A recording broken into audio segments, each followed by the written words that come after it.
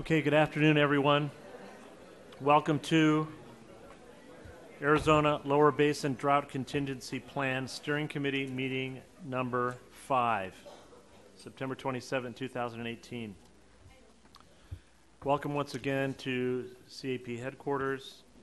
Note that on the first slide here, there is a link to access to the presentation materials on both the CAW CD and the ADWR website. Tom and I would like to thank everyone for coming today and spending time on this important work. Once again, we have a full house. Reminder for those of you who have not been here before, I guess it wouldn't be a reminder then. Bathrooms are down the hall to the right. There's snacks and water out on the table outside in the hall. Just wanted to let everybody know that we have some guests today. They are not in the room with us. They are over in the other building watching the meeting. They are 8th graders from Paulo Freire School in Tucson. They are studying water policy and water science, and they are watching us to see how water policy is done. So everybody, please behave, and let's make sure that they have an effective lesson, and we really do teach them how this is the right way to do this for these future water leaders, right? Formative little minds. Let's make sure we do our job. We'll have them come over toward the end of the meeting so they can be in the room. So let's get going. Tom will walk us through the agenda. Good afternoon, everyone. Before we start with the agenda, I wanted to make sure folks see that along with the printed slides for today, we had an additional document. It was actually an action item. We had been asked to make sure that we include in presentations the intentionally created surplus creation, delivery, and annual or total accumulation volume limits, both without and with the drought contingency plan. And so, remembering too late this morning that we promised to put that in the presentations, we printed out a separate piece of paper for people's reference. Will help so that we don't have to continually answer the questions about what are the limits again. So, good document for reference.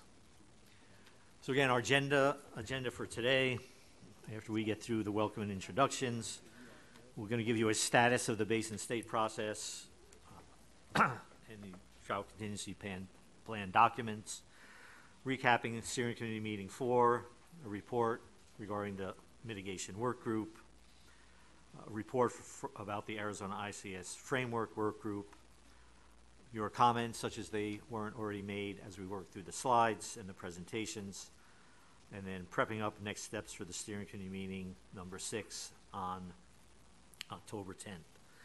So with that, let's go around the table and do quick introductions of the delegates. We'll start to my left. Ted Cook, Central Arizona Project. Just remember, only 3 mics work at a time, so when you're done talking, please turn it off. Lisa Lance, Office of the Solicitor, alternate for Leslie Myers. Senator Lisa Otondo, and my alternate is Senator Andra D'Alessandro.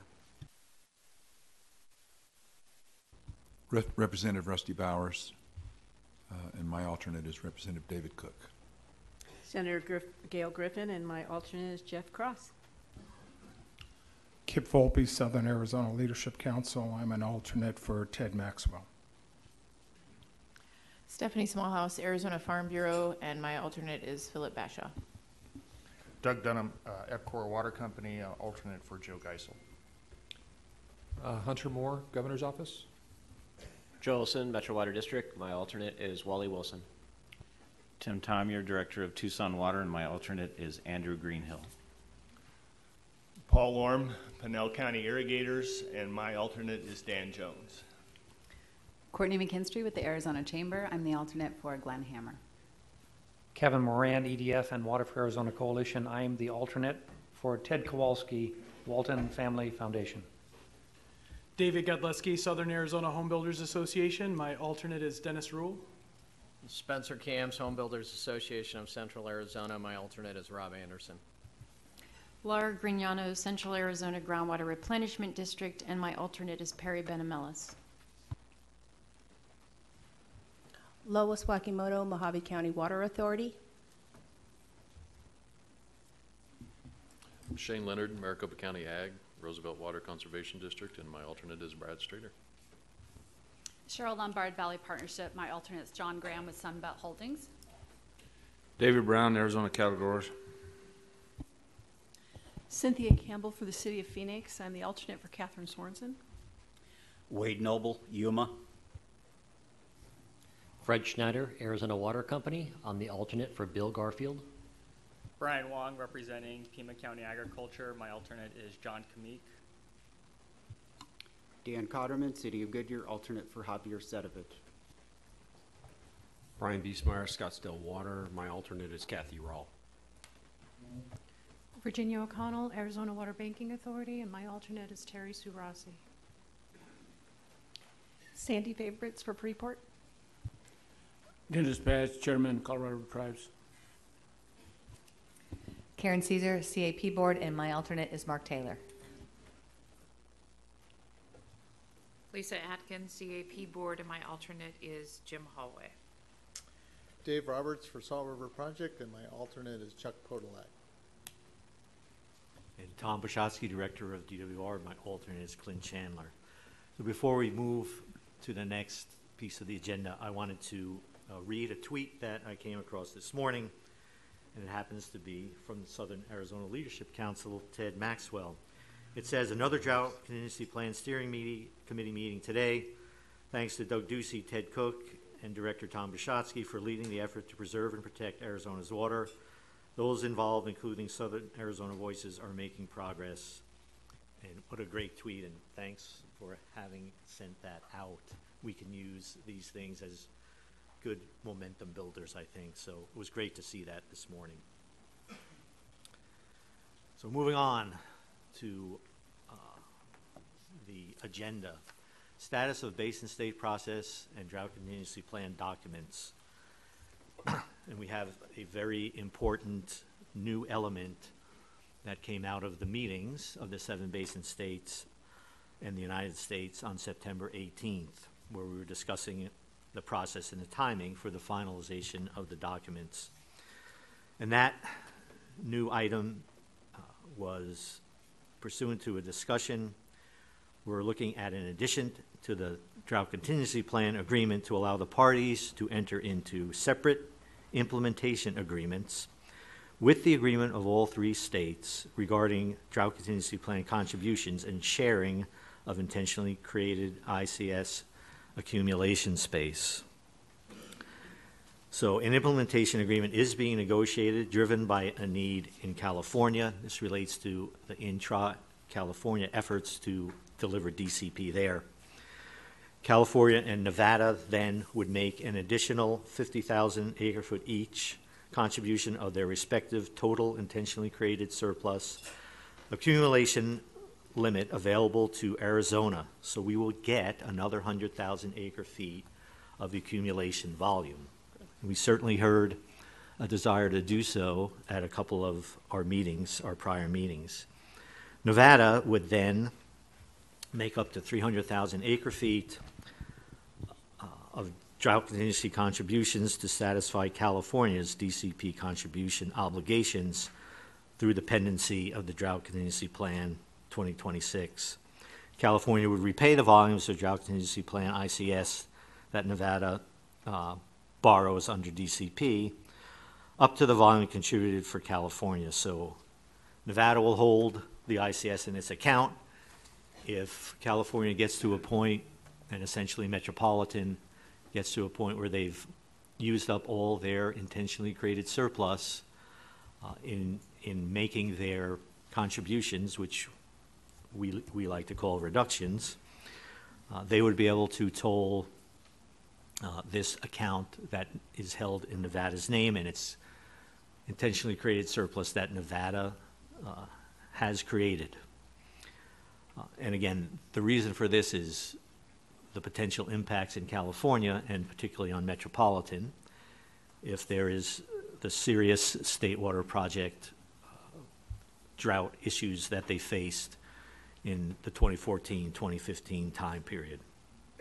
So we thought this was a creative way to deal with that issue. And we think the 100,000 acre feet can be extremely valuable to Arizona, as we discussed a couple of times previously, and looking at ways and thinking about ways to actually utilize that extra 100,000 acre feet. The last bullet then is very important. And Arizona will not agree to make contributions on behalf of another state under this provision of the Lower Basin Drought Contingency Plan Agreement without additional approval of the Arizona legislature beyond the joint resolution authorizing the director to approve the drought contingency plan. So if I get the joint resolution approved in the legislature to sign on to the DCP, that would be agreeing in principle to the Nevada-California sharing provisions, but it would not allow Arizona to enter into such an agreement with either Nevada or California without subsequent discussion and approval in front of the Arizona legislature. So that's a backstop for us in that we would have another opportunity, again, if we're going to help out a fellow state in dire need, to go back to the legislature to make sure we have the support in real time for that to happen. So we're not going to have a blanket approval up front for Arizona to enter into these agreements. So I want to stop here because this is really important to discuss this issue. And I'd like to hear from anyone that has questions or comments at this point in time.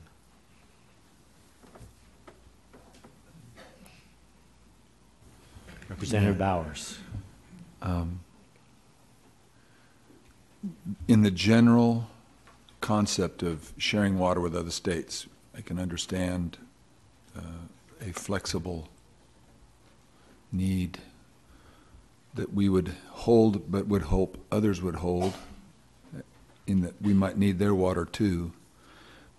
Obviously the construct, how is that triggered? What is the end date? What makes it temporary versus permanent, et cetera, et cetera. That would all be part of the agreements that we would look at. Yes, Representative Bowers, and I'll point out that when the interstate water banking program got put into place for Nevada, Arizona helping Nevada, there was certainly lots of public discussion and those sideboards and controls in state law regarding that program. And because of the importance of this and the issues you just raised, this is why we are not going to seek approval for the state to enter into those additional agreements, except for kind of a one time of each type of a situation, so that we can have that very discussion that you described. Just a clarification. Tom said this, and it says it on the slides, just so everybody understands, this is a multi-step process. So the second bullet covers the fact that the DCP agreements among the states will allow two things to happen. One is the borrowing of accumulation space for ICS among the states. The other one is for one state to step in and satisfy the obligation for another state. However, both of those, activating either of those provisions under the DCP agreement would require a separate implementation agreement. And that's the subject then of this third bullet there.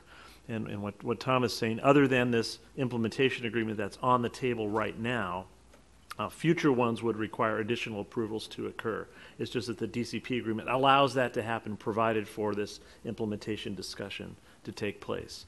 Nothing beyond this first agreement that's described under bullet 3 is being contemplated at this point in time.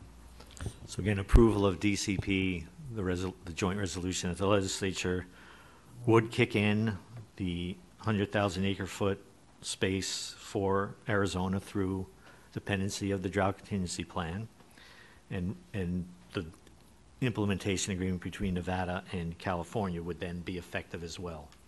Just so everyone understands in a clear way that issue.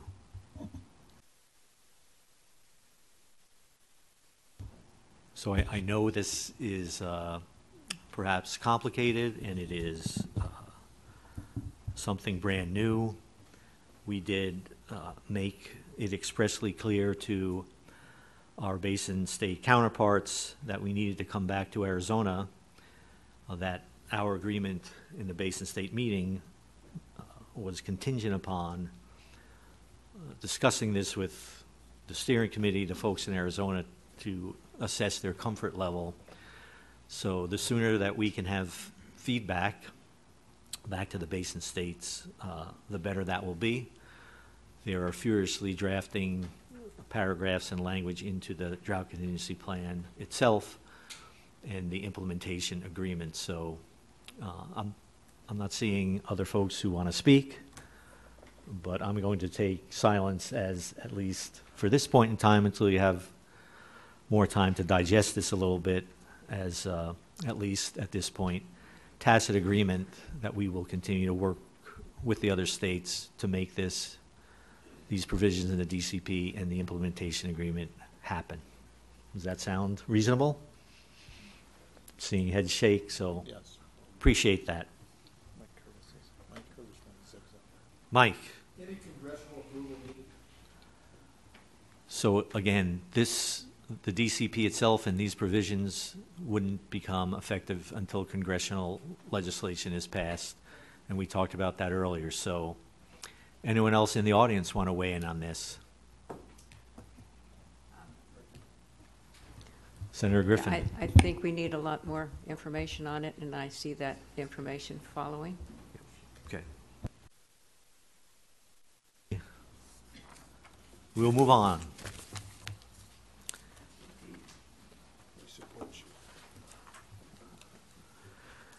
So we had lots of discussion at this meeting about the need for boards, commissions, et cetera, in various states and other public processes in various states to move forward regarding the drought contingency plan documents.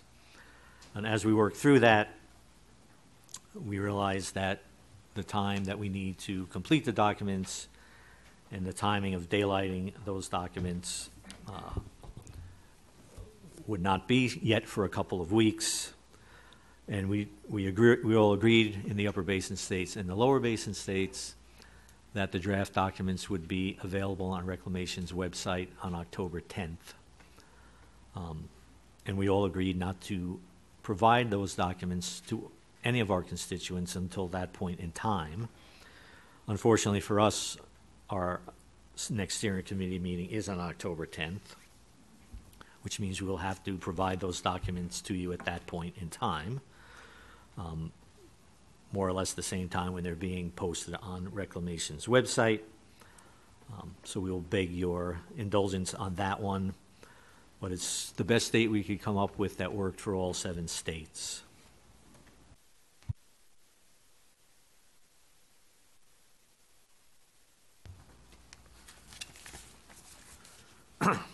So recapping from steering committee meeting number 4, we talked about and gave presentations on reviewing of the goals, objectives, and sideboards of the steering committee and our status at the halfway point. Updates on mitigation workgroup efforts, including mitigation concepts. We talked about an outline of the Arizona ICS framework concept that would accommodate tribal and non-tribal intentionally created surplus. The delegates asked us to continue working in the mitigation work group and support the goal of completing this process by November 9th. Quick recap of the schedule then. Again, you can see the steering committee meetings, the 10th and 25th of October, the 9th, and we're still keeping the 29th on the calendar. Don't remove it from your calendars, but again, with the goal of getting done sooner than that.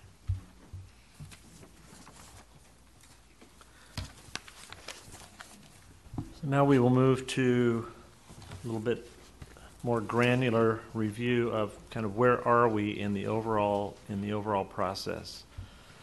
both the Mitigation Plan Work Group and the Arizona ICS Framework Work Group. Try to say that fast 5 times. And you may note that what began as Ag Mitigation Work Group is now we're just calling the Mitigation Plan Work Group, because as you will hear, those discussions have expanded beyond just ag mitigation, and likewise with what began as a tribal ICS work group, those discussions have expanded into what we're now calling the Arizona ICS Framework Work Group. Those work groups are targeting providing recommendations to the steering committee at the next steering committee meeting 2 weeks from today on October 10th. Recommendations is the ideal, is the goal that we have to have the work in the work groups to the point where a recommendation can be made. If that does not happen, I think as far as a specific recommendation, in order to maintain our schedule, we would be considering some other type of handoff to the steering committee at that point to maintain our overall schedule. The other 2 essential elements of DCP that were identified at the beginning of the process, which is excess water and Arizona Compensated Conservation Program discussion, are targeted for recommendations by October 25th.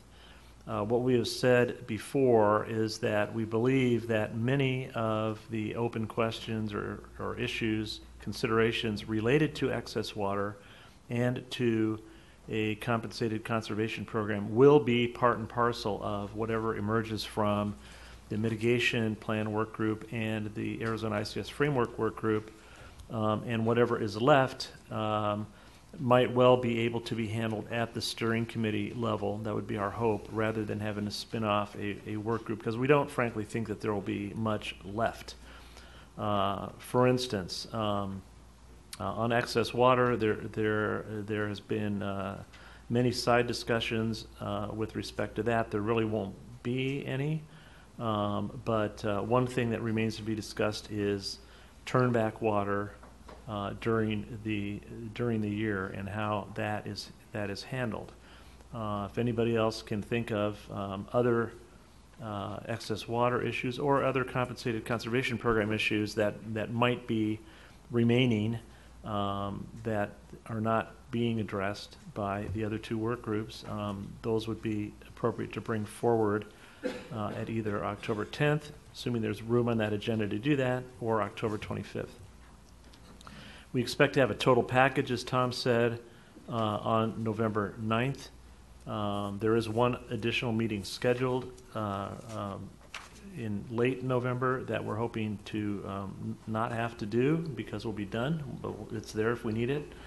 We're not sure, at least I'm not sure, what does a total package look like, but I think it would be agreement in principle for how each of these individual programs work: the mitigation plan, the Arizona ICS framework, excess water, and compensated conservation, that there's enough detail to how those work, who's involved, where the resources are coming from, how it's being paid for, that this is something that we could come to consensus on at the steering committee level. In the alternative, we hope to be at least far enough along that we could have some kind of non-binding letter of support or non-binding resolution of this group or something like that. We brought this concept up for the first time on Monday at Tribal ICS number 3, and rightfully so. Lots of people said we need a lot more information before we get to the point of being able to do something like that, and Tom and I understand that. So we're going to explain a little bit about how do we get from here to there. I don't believe it says it on this slide or the next slide. Yeah, it does. Ted, can I interrupt you for just a sec? Sure. My schedule shows that November meeting's on the 8th. You know what? Did we do that again? Let me check the calendar real quick.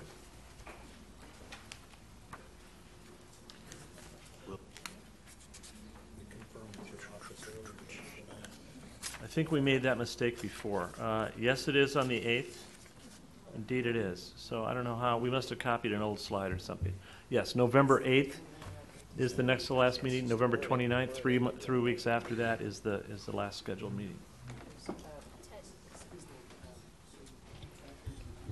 Excuse me, I think that it may have been changed to the 9th because on the 8th is the governor's long-term water augmentation committee meeting.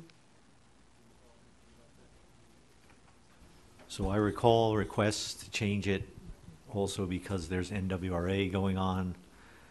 We'll have to make sure we have the right date and see what we can do.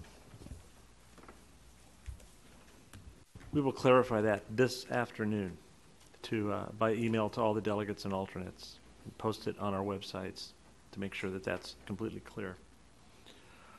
And I apologize for the confusion.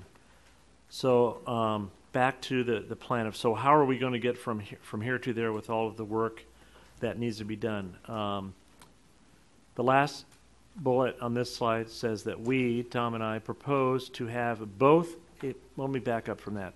We will need at least one more ag mitigation work group meeting, or one more mitigation plan work group meeting, and one more Arizona ICS framework group meeting before we can proceed.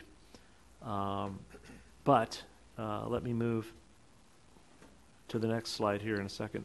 So we suggest having those meetings actually to stack them up on October 10th, which is the day of the next steering committee meeting on the afternoon, and have 2 work group meetings in the morning.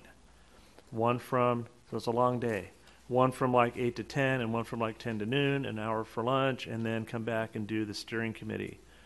The reason for that is, so this is a pretty drastic step, but the reason for that is that we are beginning to see lots of progress in the discussions, but as we get into more details, it takes more time. And so there are smaller side groups that have begun to work out some of the specific details behind how some of these programs will work.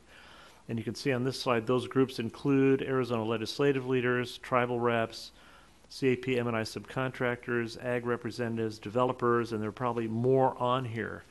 And while we've managed up to this point to kind of juggle steering committee meetings and 2 work groups, fitting this in while all of that's going on simultaneously has become very difficult. So the plan that I outlined on the previous page of having 3 meetings back-to-back on October 10th is to give us 2 solid weeks to have as many of these side meetings and flush out many of the details. And these include things that we're really hungry for, such as quantities of water that might be provided by someone. We need to have a discussion at some point about where does funding come from for these types of things. And that was the path forward that Tom and I and our staff saw, was to schedule things the way that we've just outlined here. And we will solidify the plans for those 2 work group meetings happening on the morning of October 10th as soon as we're done with this meeting. Our desire by taking this path is to refine available information on these elements of DCP, both water and financial and other, and build support for this joint resolution at the legislature and the intermediary step of coming out of this group with some kind of package, recommendation, joint resolution, something like that of our own, saying we have a plan and here it is, and we're all in consensus to move forward. Are there this is a lot of information. Any questions on any of that, other than it's going to be real hard? No. Okay. We'll have more time later for additional discussions. So let's get into a readout from the 2 work group meetings that have happened since the last steering committee meeting. The mitigation plan work group meeting met on September 19th. The group reviewed mitigation mechanics and refined mitigation tools. We'll show some of that to you all here in a second. One of the key things that we were asked to do going into that meeting was to begin to put some quantities to potential mitigation beyond the ag mitigation, such as for the NIA pool and also for the development CAGRD pool. So that's some of what we'll show you in a second. The work group reviewed mitigation impacts and mitigation recommendations for NIA and CAGR developer supplies. We'll show that to you in a second. And refined the proposed full mitigation volumes for all CAP ag districts and for Pinal AMA CAP Ag districts. What that bullet is referring to is, you may recall that there were a number of questions that needed to be answered, such as full mitigation, partial mitigation. Would there be a framework or package type of mitigation that was set in advance, or would it be an annual process? Those are not fully discussed yet, but there was another one about is and how much mitigation needed in the Tucson AMA and the Phoenix AMA. And where we ended up with that was Brian Wong reported on behalf of his constituents that the Tucson AMA ag districts would not be requiring mitigation, and that in the this took a little effort, but in the Phoenix AMA, that only one district, I believe it's Queen Creek, required some mitigation. We also had an earlier question that we had answered previously about whether or not Harquahela, which is of course outside of our AMAs, would require mitigation, whether those numbers were included in the 106,000 acre feet that was identified by the Pinal Ag folks, and the answer was no. So that the total full mitigation quantity now for Tier 1 has been revised upward from 106 to some higher number, and I think we have that on a slide here in a minute. We'll show it to you. The work group set a goal. So those were important milestones to get those things clarified. But we have more questions to answer. The work group set a goal of bringing its findings forward to the steering committee at the October 10th meeting. Here's what I've been promising for the last 5 minutes that we'll show you in a minute, part of it. So once again, refined estimates of the mitigation tools. One of the things that we had been asked to do, in addition to identifying potential mitigation pool quantities for NIA and developers, was to put some meat on the bones in the lower part of this slide that has to do with additional quantities of water that might be available, in addition to what we had previously identified as firm. And this is just a label. It doesn't convey any particular attributes other than these are things that we think we either know about with certainty or we're pretty confident of. So again, what those three things are is Lake Pleasant. This is water that's in Lake Pleasant right now, that's accumulated over the last few years. It actually was higher than this at one point, and now it fluctuates. So we just happen to be a little bit ahead of the bubble on this one with what amount of water needs to be in the lake for operational purposes. It's about 50,000 acre feet, maybe a little bit more. Second category is CAP ICS. This is CAP is the only contractor in Arizona that has created ICS on behalf of Arizona so far, and that quantity of 420,000 acre feet includes about 300,000 that's been created to date, and another 120,000 acre feet that will be created this year and next year. And then this third, so this is water that's in Lake Mead already. And then a third category of compensated conservation for mitigation. The source of this has not been identified yet, but the conversations are ongoing. That's in the process of fleshing that out. And we believe that to be about 50,000 acre feet per year, or about 350,000 acre feet in total. And the ranges over on the right, either of cost per year or cost over the total program, ranges is between the cost that we've incurred in the past and what we think would probably be a reasonable number to assume for the next 7 years. We call those firm supplies. You can see that that's about 820,000 acre feet. It doesn't it's shown on as an annual amount, but it doesn't necessarily mean that those quantities would be needed to be used in that manner or in their entirety at all. It's just a way to kind of scope it. And then you can see what the total costs look like to the right. The other ones, now we put some numbers to, have been for new ICS, so emerging out of the ICS, Arizona ICS framework discussion. We'll get to more details on this in a little bit.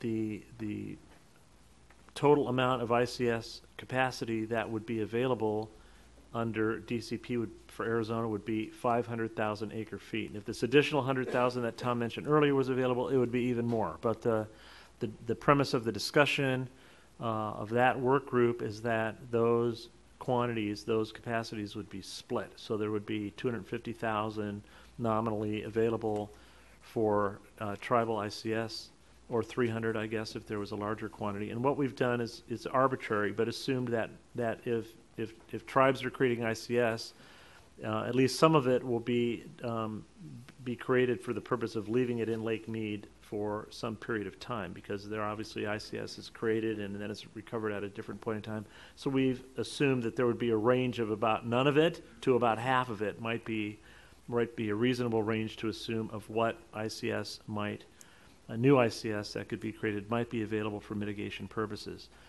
I'll say here, part of the discussion there was, well, if this conservation is being created for purposes of mitigation, it might make more sense just to create compensated conservation rather than going through the whole, jumping through the hoops of an exhibit and putting water in the lake and so on and so forth. And that may be true, but this gets back to a point we've discussed a lot here too, is that there's many things that can be done with conserved water, and the decisions that are made have consequences. And so those are considerations that a creator of conserved water would have to consider. And then also we've discussed USF to GSF, where water is going to USFs now, mostly in Phoenix and Tucson AMA, and could some quantity of that be diverted to a GSF in Pinal County as part of mitigation for ag. There are lots of side conversations about that, the relative value of Pinal County long-term storage credits compared to storage credits in the other two AMAs, et cetera, who would need to be paid to incentivize them to do that, where would the money come from. But we have begun to scope what the approximate quantities are, and that we've had some information on that before in earlier steering committee meetings that was provided by the ag folks. Range of 25 to 80,000 acre feet per year might be available there. Groundwater development and infrastructure, we have not put any quantities on here, even though the purpose of upgrading infrastructure would be to be able to pump more groundwater sooner. But we are not at the urging of the ag folks counting that in the same nature as CAP surface water. But we do have it on here as a what I will call, these are my words, a mitigation substitute. The $10 million that's listed there off to the right would be local matching that would be required on the order of magnitude of what type of federal programs have been available in the past for this type of funding. So it still needs a lot of development, but the total potential supplies that have been identified for mitigation for ag or other purposes would be somewhere between 1 million and 1.5 million acre feet at a total cost of, we estimate, at least $80 million and potentially higher than that. So we've been through various versions and levels of this many times. Are there any questions before we move on? Tim? Just more of a statement that regarding the USF to GSF option, Tucson is definitely interested in continuing that conversation, and I think there's a number of options that could lead to a volume that could actually promote that to the firm half of the chart. And for a variety of reasons, I think it would also be a more palatable option than ICS and some of the other things that I think a lot of folks have expressed concerns about. So wanted to just express some support for that. I think there's a lot of merit to it. I think there's actual real water that could be flowing toward that option, and we're looking forward to discussing that, especially leading up to October 10th.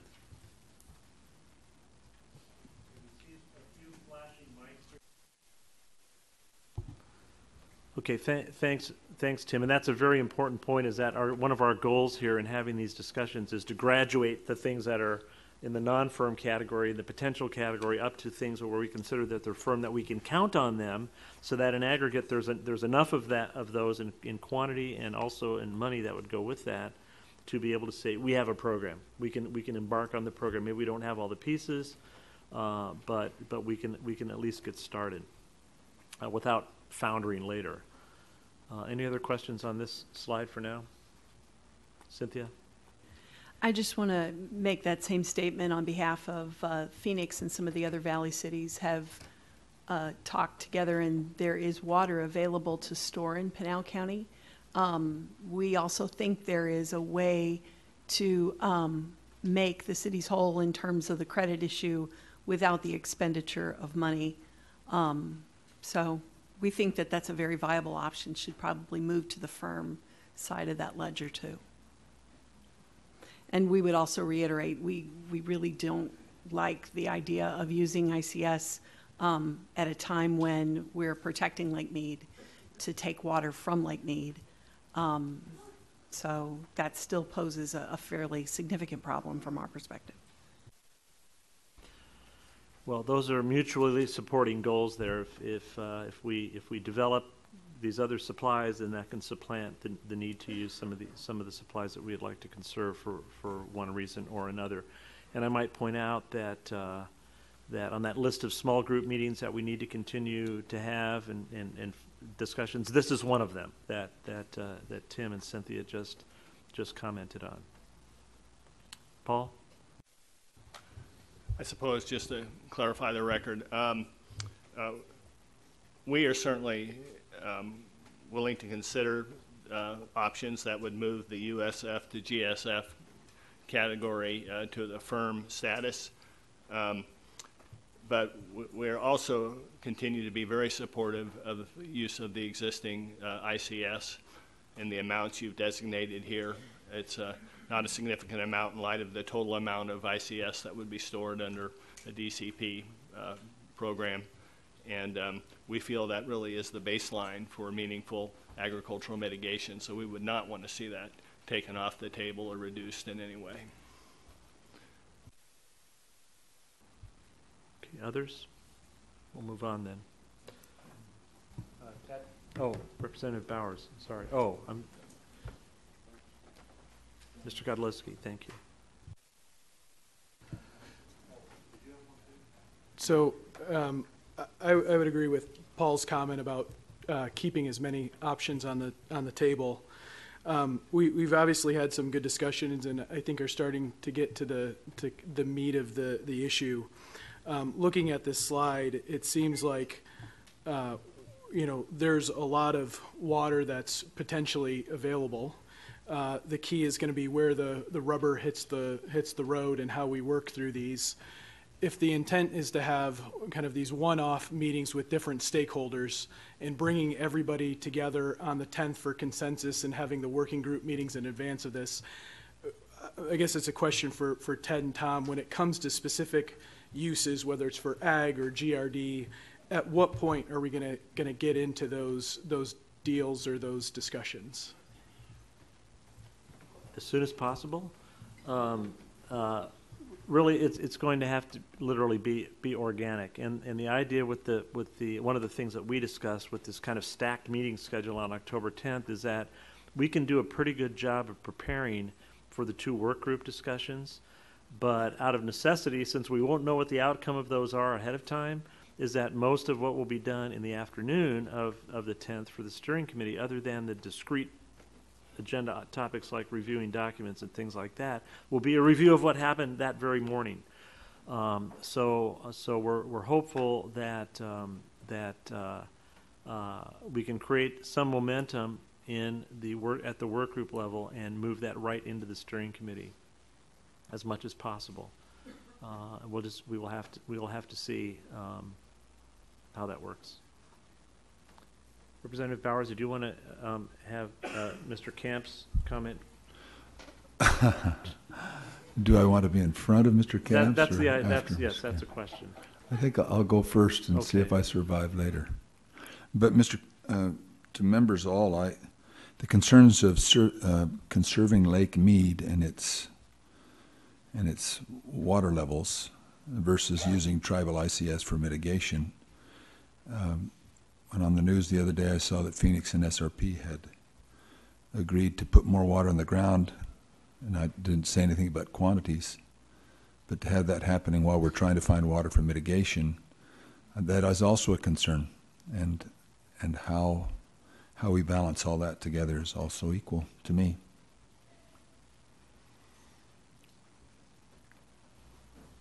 Spencer? I just had a kind of clarification question. The credits that Phoenix and Tucson were talking about, have those credits already been pledged to somebody? No, and this is for surface water that has not yet been delivered, that has historically, at least in the past few years, been delivered to USFs in Phoenix or Tucson AMA that would be under these discussions delivered instead to GSFs in Pinal County to use for ag mitigation. And they would, by virtue of being a GSF delivery, create a long-term storage credit in Pinal County instead of in where the water is going today, which is Phoenix and Tucson AMA. Did I get that right, Cynthia? Then, Mr. Chairman, was that part, or to Mr. Roberts or anybody else, is that one of the flexible capabilities of the agreements with you in Phoenix? The agreement with Phoenix provides them with some capacity that we currently own at the Granite Reef Underground Storage Project that's currently in use and has been in use for many, many years. And it won't change unless there's a lack of water to put in it.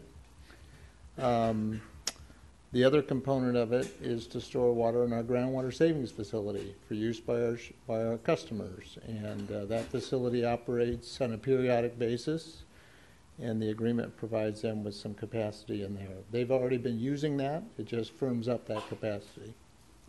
The concern of mine came that in the report, that it's how they reported that in the times of incredible shortage, that this was an opportunity for water to be preserved. And I thought at the time, we're doing that already. Is this like behind? Are they behind the report as they tried to document it, et cetera? When you speak to reporters about these types of things, they often don't get it exactly correct. And so this is one of those situations like that. When you give them the background on it, sometimes it gets in there and sometimes it doesn't. In this case, it didn't.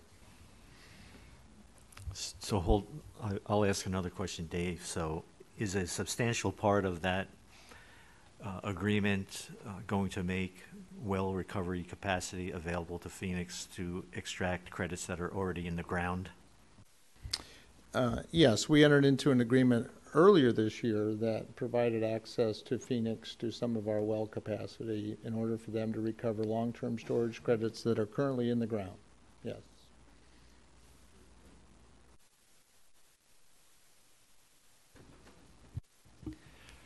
Yeah, just a question related to this chart on mitigation, compensation, conservation. I wondered if there's anything to share or update the steering committee and audience on about the possible sources of water for that kind of mitigation. Under the third line? Yes. The same types of water that have been available in the past. Compensated conservation. So this would be money is offered by somebody for to reduce consumption, and that could be in many different ways. It could be from reduced underground storage. It could be reduced from other types of conservation. And then those quantities would become available. So no, to specifically say, well, of this 50,000 acre feet a year, 10 is coming from these people and 5 is coming from them, and here's who's going to pay for it. No, that has not been fleshed out to that level yet. Okay, Spencer, again. Yeah, I just, this credit issue, I don't think I'm smart enough to figure it out.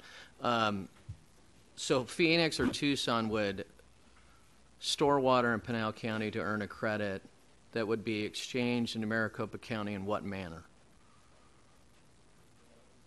That has not been completely worked out.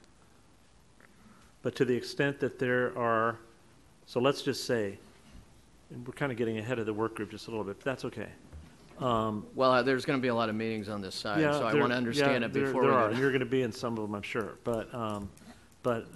So if there is an existing entity that is delivering water to a USF, let's just say in Phoenix AMA today, that would be interested in delivering that same water in the future to a GSF in Pinal County and therefore earn a long-term storage credit in Pinal County versus a long-term storage credit in the Phoenix AMA. Some folks may only be interested in doing that if they could find another partner that might have a Phoenix AMA credit that they already own that they would be willing to exchange for whatever reason for a Pinal AMA credit. In the conversations that we've had, the owners of the hypothetical Phoenix AMA credit may want to be compensated for that in some manner because they're giving up a higher value credit, let's say, to them. There have also been discussions about finding a partner in the Pinal AMA that may be able to recover and deliver a credit and exchange that for other CAP surface water that could be delivered to replace the USF water. So there's a number of mechanisms here that could make that work, but all of it is, I'm interested to hear Ms. Campbell's idea. All of them I can think of require money for somebody, but it's a good discussion to be having.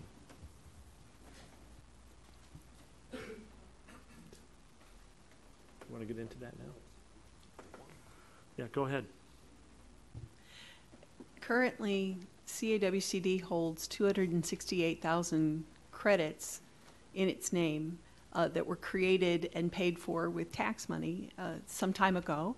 And those credits in the Phoenix AMA could be exchanged with credits that the cities would earn in the Pinal AMA in those GSFs at no additional cost. Unless CAWCD was to be compensated for the difference in the price, which of course, that's certainly a conversation that someone could have a conversation about.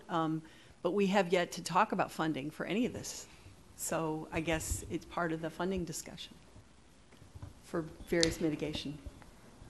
Thank you. So, Cynthia, I have a question for clarification purposes.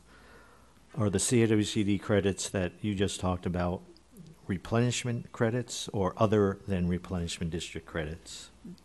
They were credits that were originally state demonstration project credits. The CAWCD board has pledged them for purchase by the GRD at some point in time, but they are owned by CAWCD currently. Laura, and then Spencer. Sure. As Cynthia said, by board policy, those credits have been dedicated to the replenishment district, and we're talking about potential mitigation for the GRD, so I think it would be very important for us to be included in those discussions if that is part of the plan. And I have not been contacted about that yet. And I guess just to lay that out, we look at those as being the equivalent to or actually better than ICS that the taxpayers have paid a lot of money to put into Lake Mead. And by using the credits as opposed to ICS, we're not going to damage Lake Mead. But as it is, if we're talking about emptying out our ICS account, there will be an impact on NIA users, and to the point where there might not be an NIA pool well within the time of the DCP. And if that is the case, that is the very water that the cities have to store. So it's a double whammy by taking out the ICS. You will kill the NIA pool, and that's assuming that they are agreeing to waive going into the NIA pool, but you will kill the NIA pool, and you also potentially have an impact on Lake Mead. There's a lot more discussion that could be had here, and I think that there's a lot of potential for an opportunity to get real water into Pinal County, which I understand is the purpose of ag mitigation.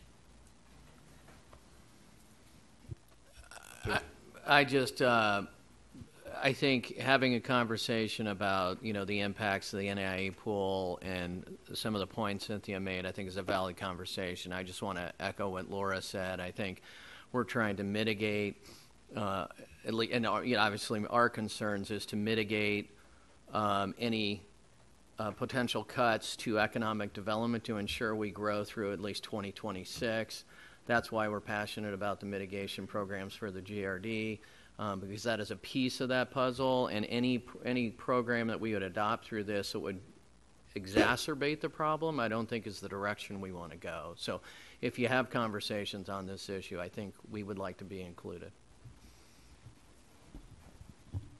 Okay, and just to repeat, part of this discussion about use of ICS as a resource for existing ICS as a resource for mitigation versus other supplies, to put that in context, if all, and we did talk about this at the work group, all of the 420,000 acre feet of ICS that's in Lake Mead is used. That's 5 feet in Lake Mead,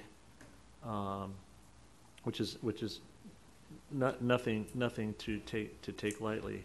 However, 420,000 acre feet over 7 years, while we will be in at least a tier 1 shortage, and Arizona will be taking cuts of 512,000 acre feet, less deliveries, while that is going on, just put that in perspective. So that needs to be part of that conversation as well. Paul. Yeah, that was going to make a similar point.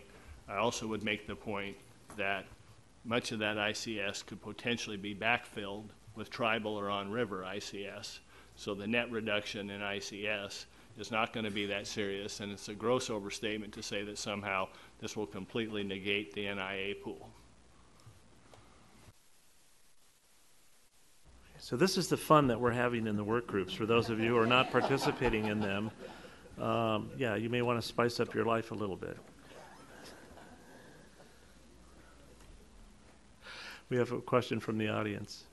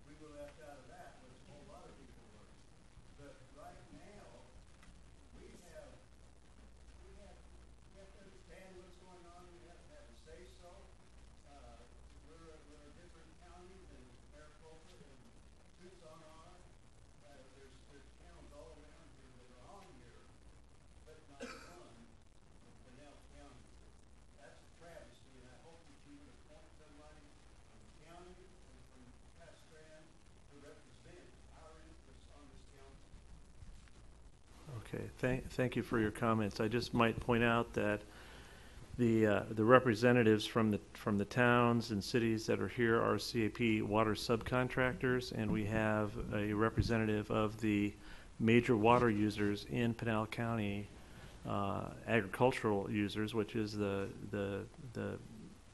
major use of water in Pinal County, is Mr. Paul Orm as a delegate.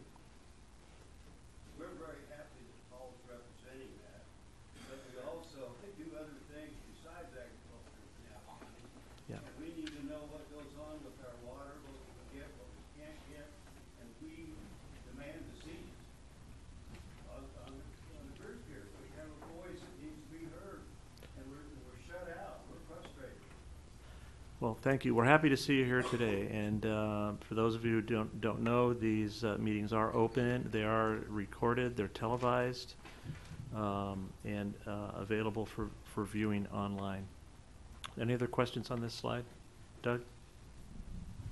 Yeah, Ted, I just would also like to point out there's 2 of the larger private utilities that serve the majority of the population in Pinal also Thank you. at the table.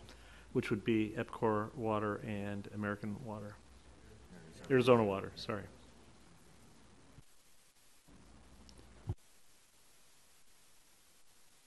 So on this slide, we'll move on. Okay, we've seen various iterations of this slide before. And I actually will start with the middle tranche here. I'm sorry you're getting such a healthy helping of Ted right now, but we'll turn it back to Tom here in another couple slides. What these numbers in the middle here refer to is what we call full mitigation for all three AMAs in the CAP service area. 150,000 acre feet during a Tier 1 shortage, 60,000 acre feet in a Tier 2 shortage, and both of those numbers were derived by the incremental impact on on non-Indian agriculture in the three AMAs between what would happen under the 2007 guidelines and what would happen under the DCP. By example, under a Tier 1 shortage in the 2007 guidelines, the ag pool would have approximately 50% supply, which is 150,000 acre feet, and under the guideline, under the DCP, no supply, and so the difference between those is the other half, which is about 150,000 acre feet. Likewise, under a Tier 2 shortage, the difference would be from about a 20% supply to none. So that's where the 60,000 acre foot number came from. However, we reported earlier this afternoon that one of the clarifications that was made or some of the clarifications that were made in the discussions in the work groups earlier were that the Tucson AMA ag districts would not require participation in the ag mitigation pool, and also that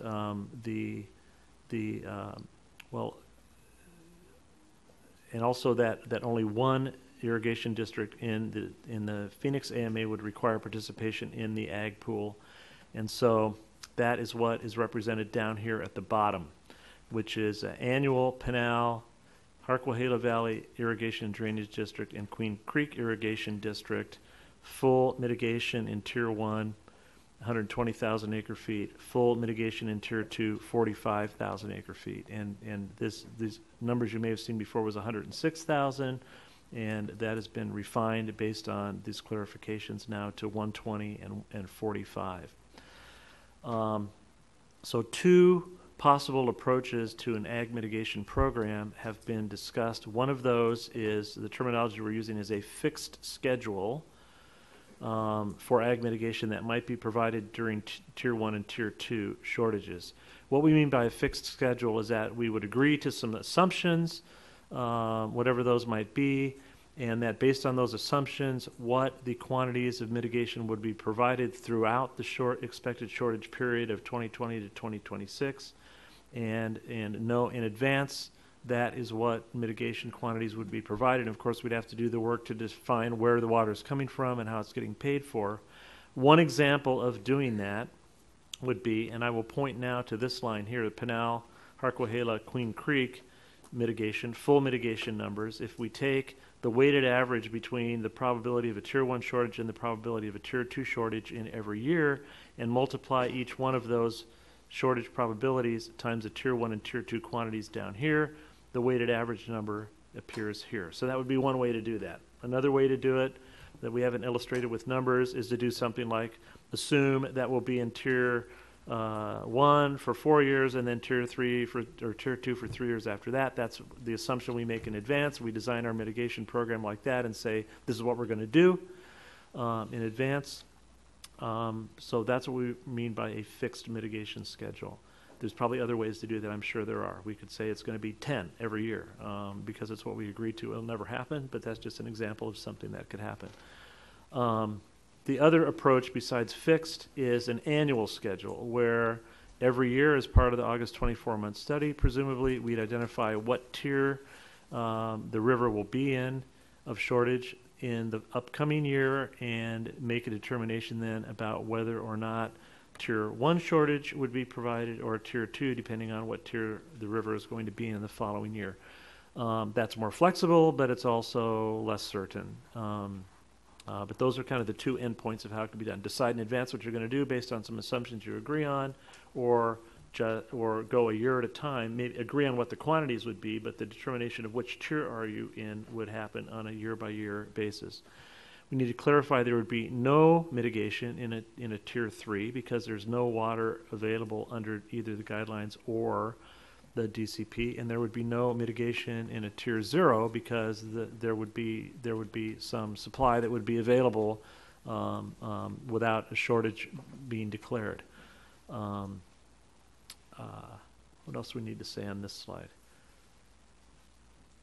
So all of these numbers that are being shown, I think this is the last thing I wanted to say, all of these numbers that are being shown on here is so-called full mitigation, meaning that the amount of mitigation that would be provided would be based on the entire incremental impact on the ag pool from DCP over the 2007 guidelines.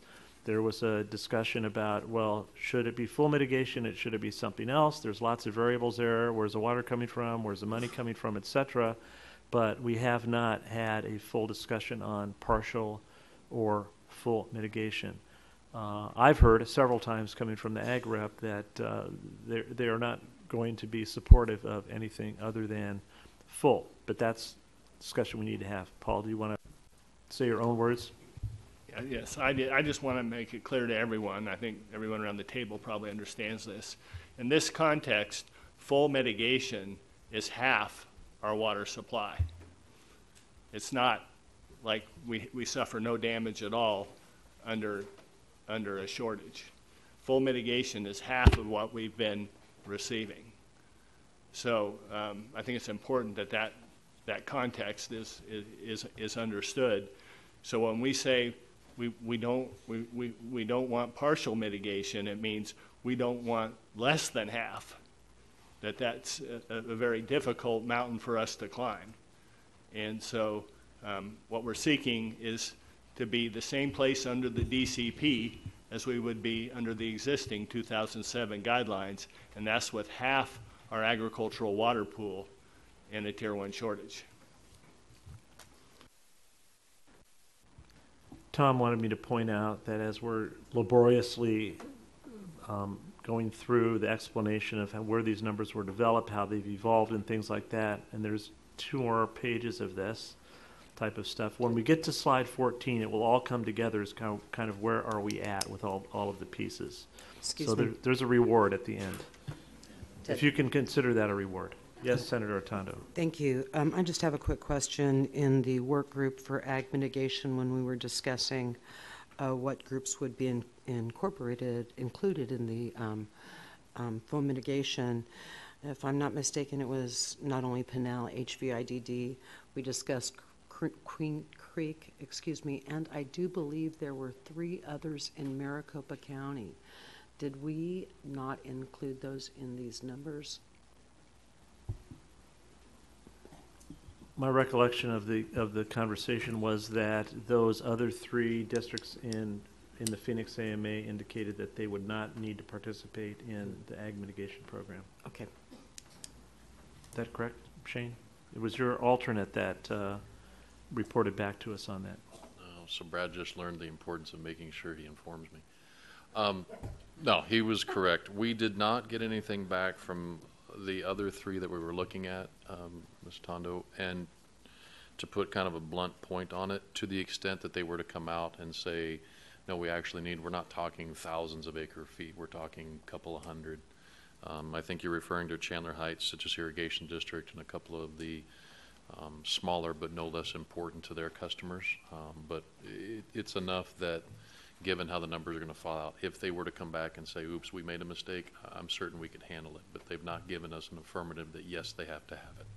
If I'm not mistaken, I believe that came up to approximately 16,000 acre feet. With regards to, I presume you're also talking about, well, New Magma, I think we're going off a little bit of, to a certain extent, Paul's comments on that. The biggest one that might be in question would be Tonopah. And again, I think they were looking at it from the standpoint of the potential for coming back later. They believed that they could provide some assurances depending on how the system falls out. Thank you. Thank you. Just to, maybe this won't help, but I hope it does. We had begun at the beginning of the discussion on ag mitigation of a number for just the Pinal County irrigation districts of 106,000 acre feet. Later, there was a discussion about, well, what about Harquahala? Wasn't that number like 14,000? It's more like 12. And then, so the difference of how do you get from 106 to 120 is 106 for Pinal, 12 for Harquahala, and 2 for the other districts in Phoenix AMA, approximately. Okay. We're going to move on to the next slide. Just for the record, we did have that math, and Brad just did send to me to make sure that that was correct. So, as the engineer he is, he made sure that the logic was there. That's better to depend on an engineer than my aging memory. Okay. Now moving on to the discussion that we had in the last ag work group meeting, or I'm sorry, mitigation work group meeting on potential mitigation for the non-Indian ag pool and the CAGRD and developer pool. To put this in perspective, this was a request that had come out of the previous ag mitigation meeting number 3. Can we put some numbers on these two? Because while the ag mitigation, I'm sorry, the ag pool in early shortage, tier 1 shortage is impacted first and the most, the NIA pool will also be implicated in a tier 1 shortage and implicated in a tier 2 shortage even more than the incremental reduction to the ag pool potentially. And so we put some numbers together for non-Indian ag pool mitigation, and also CAGRD and developer, even though CAGRD is likely to receive no water under either the 2007 guidelines or the DCP. There was some discussion about the need to avoid just a sudden cutoff of because of excess water is going away for the CAGRD and developer pool. So we put some numbers together. None of these represent full mitigation, particularly for the NIA pool. Not everyone is on the same page with respect to this. That one of the reasons for that is that NIA pool is typically owned by folks who also have higher priority water that is a beneficiary of having DCP in place by protecting lower elevations in Lake Mead. Anyways, it was a great conversation starter. Let me just put it that way. All around, I don't intend to repeat every comment that we received from everyone, but they fell into 2 general categories. The number is too high, or the number is too low.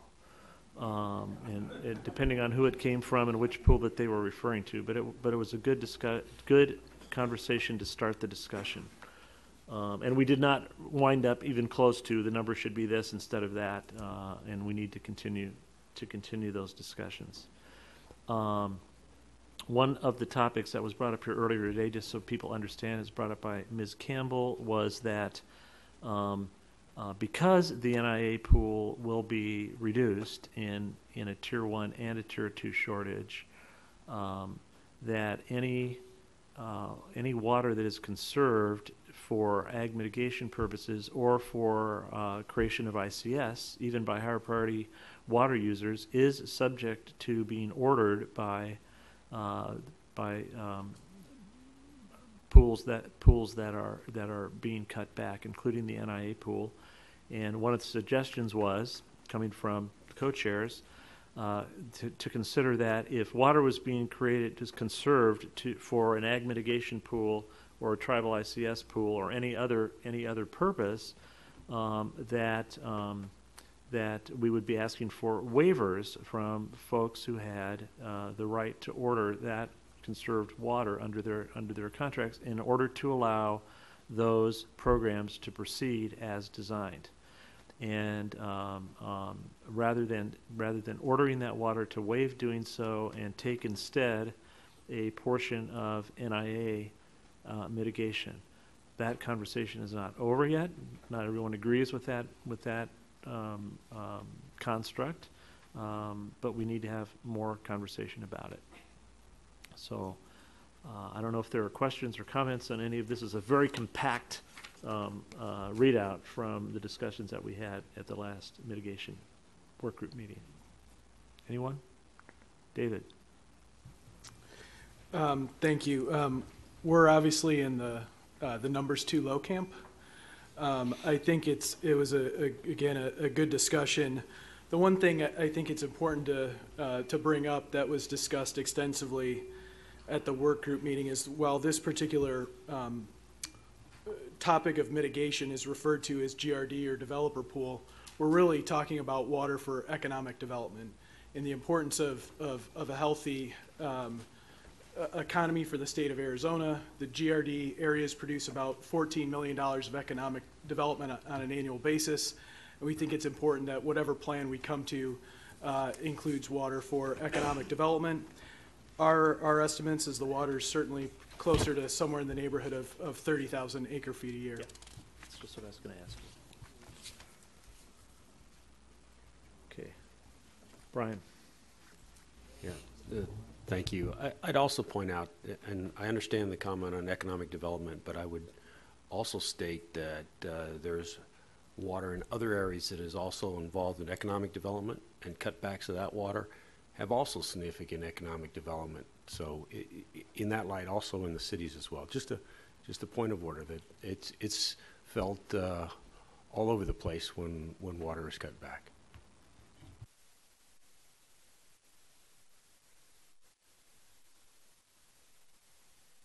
Understanding that lots of work still needs to be done, both on the supply side, what water supplies are available to be available for mitigation purposes, and what the mitigation numbers ought to be, fixed, partial, full mitigation, full mitigation, partial mitigation, fixed schedule, annual schedule. What this slide represents, and there have been many iterations of this one too, is the vertical bars represent the potential supplies of water available for mitigation that showed up on slide number. Now, of course, I can't find it. 10. The blue bars at the bottom are what we consider to be the so-called firm supplies. The dark gray color in the middle is the lower range for the potential supplies, the two that we talked about today, USF to GSF and also new ICS. And then the top gray section there is the upper range of the other potential supplies, those two, USF and ICS. And we've laid on top of that the three mitigation quantities. This is based on the fixed mitigation quantities using the weighted average of Tier 1 and Tier 2 probabilities. The green line is ag mitigation, full mitigation for Pinal, Harquahala, and Queen Creek. And then the orange dash line is the NIA mitigation, calculated the same way. And the dash line at the top would be the developer mitigation. Understanding all of these numbers need refinement. But to me, at least, this shows that we have the makings of a program, that the numbers are not so far out of bounds that there's a gap we can't close. That's just where I'm at personally. Any questions on? Well, one other comment that I will make. So the point that we talked about earlier is that the more we can develop supplies up here in the top part of the graph, the less necessarily that we need to use of these. But that has to happen for this to happen. And we might actually see, rather than these peanut butter application of these things across the board, more of some up front and more of other out further in time as those supplies are developed. And that needs to be a part of the discussion that we have here once we get a little further along on this, is how do we want to deploy the resources to make these programs happen.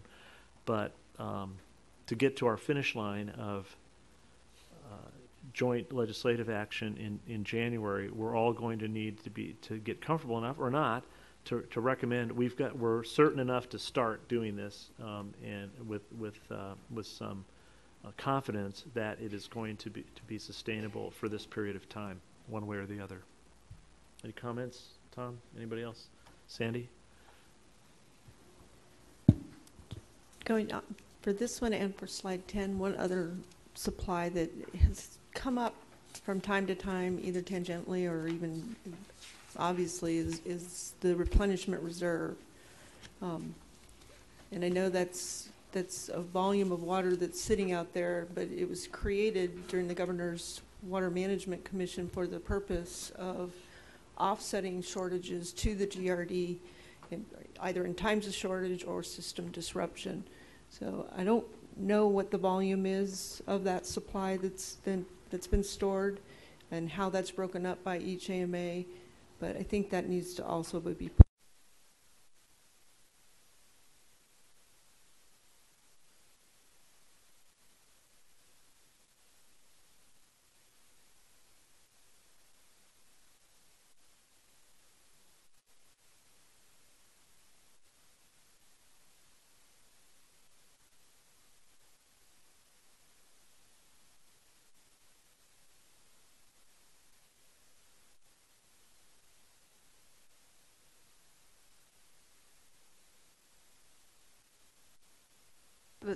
created for shortages to replenish the GRD and when we don't have available supplies, right?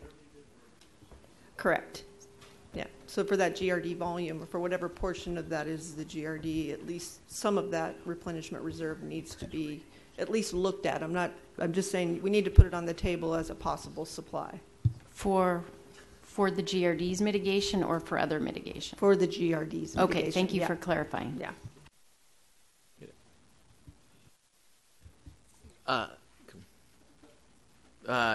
You know, we're happy to talk about the replenishment reserve. We've been talking about that for a year and a half, but you know, we need to be careful here. You know, the reserve's kind of like using your credit card to buy a house. You know, it's a one-time use of those credits. Obviously, if we modified the replenishment reserve and that standard to kind of and use whatever's left over to cushion the impacts of a loss of water, we get that. But we don't want to, it's a finite use of that water supply to cushion temporarily any blow. It's not a long-term supply. And I know you know that, Sandy, but I just wanted to say that for everybody else. But I also want to just touch on, it's kind of interesting that the major discussion points seem to be geared towards depleting the use of the GRD. We talked about the credit issue. The replenishment reserve's now up again for discussion.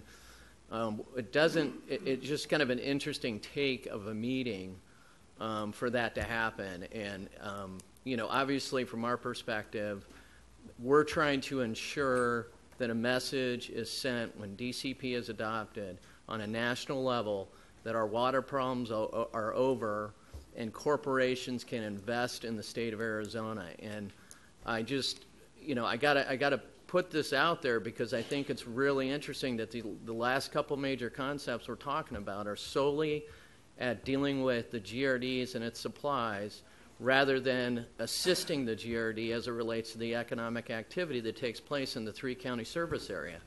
And I just want to footnote that. We want to have a rational discussion about this. We want to have a good discussion and productive discussion, and we hope that continues so we can do what's right for Arizona as it relates to adopting DCP, which is protecting priority users and protecting the levels of Lake Mead to ensure that we have a consistent and we have certainty and a message for the nation and every corporation that at least I represent that we've got water to grow.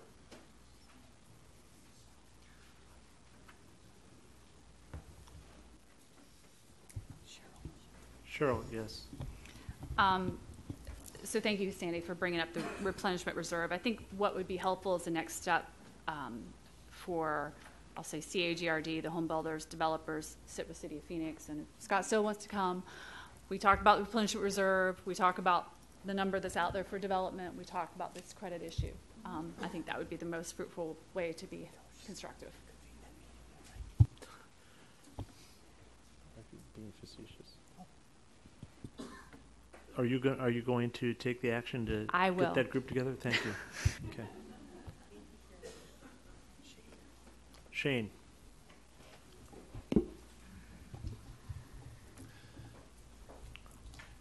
At the risk of seeming to argue with Spencer, I don't know that anyone in this group was looking at this process as a way to somehow send the message that if the GRD was somehow reduced in its ability to meet its demands, nor do I think that's the purpose, that somehow that would equate to Arizona not being viable for development. I appreciate the footnote, but I also appreciate that one of the things that this committee was intended to do was to recognize that water is, to a certain extent, necessary for everything we do, and to focus it into the areas that we can. So while I appreciate the comment, I want to make sure we don't send a false sense of panic through this entire process that somehow we're going to somehow derail the ability to do economic development in Pinal County if the GRD has a reduction in available supplies, no different than any of the other industries that are represented here. So if that's the message that's been passed, then apparently we all need to do a much better job of making sure that we've countered that. But I've not, at least from my limited view, taken anything that we've done in these meetings, either through the mitigation process, ICS steering, that somehow this conversation was related to reducing somebody's economic development ability. I just want to make sure that's in the record.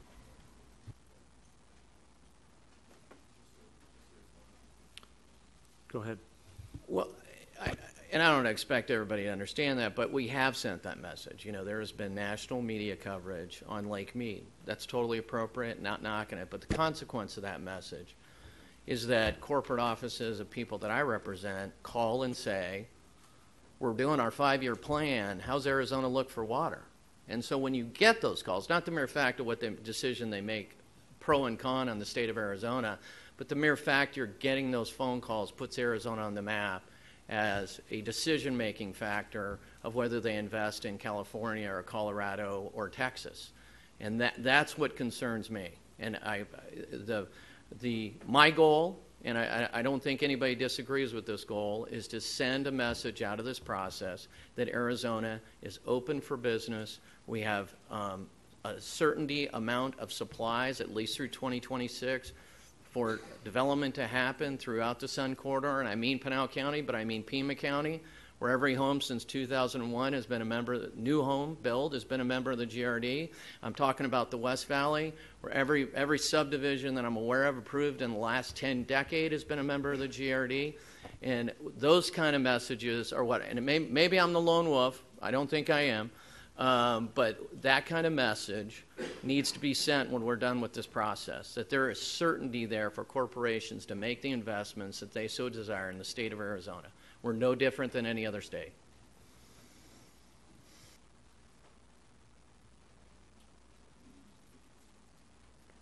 Anything else?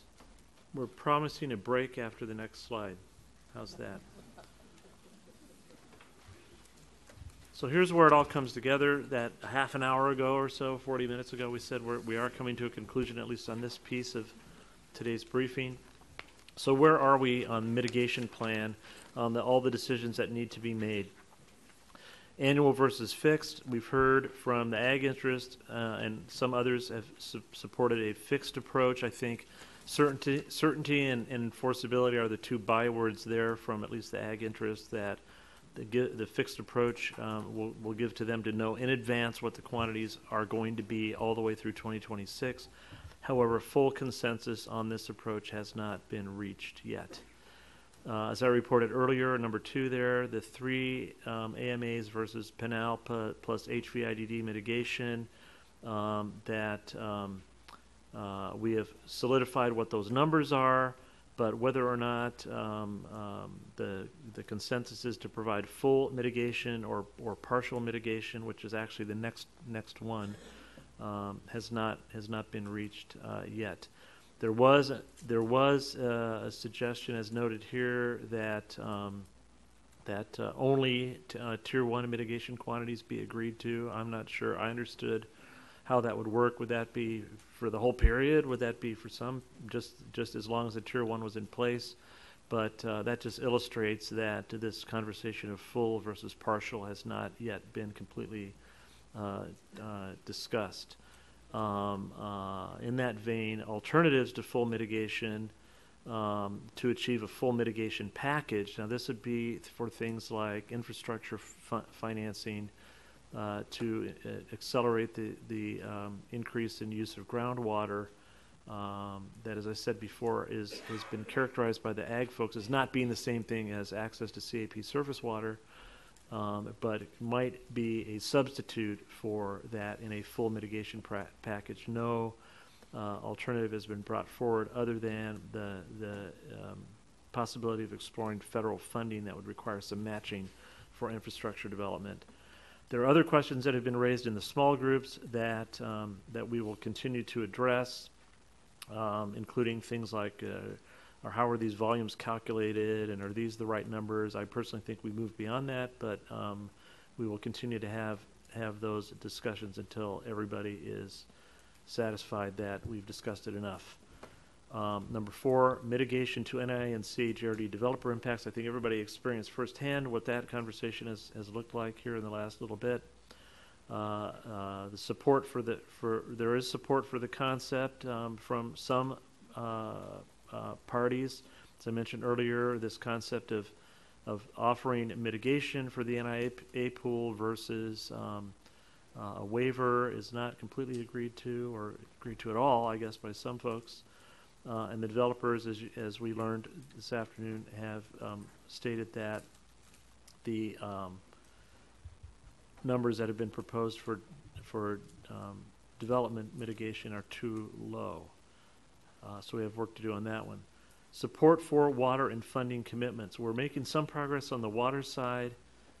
We've actually, Tom and I got a number of letters from folks. We won't at this point name names because we need to give them the courtesy of having a chat with them first, who are saying, hey, we'd like to talk to you about something we think that our organization might be able to do to participate, and this is the type of thing that needs to happen.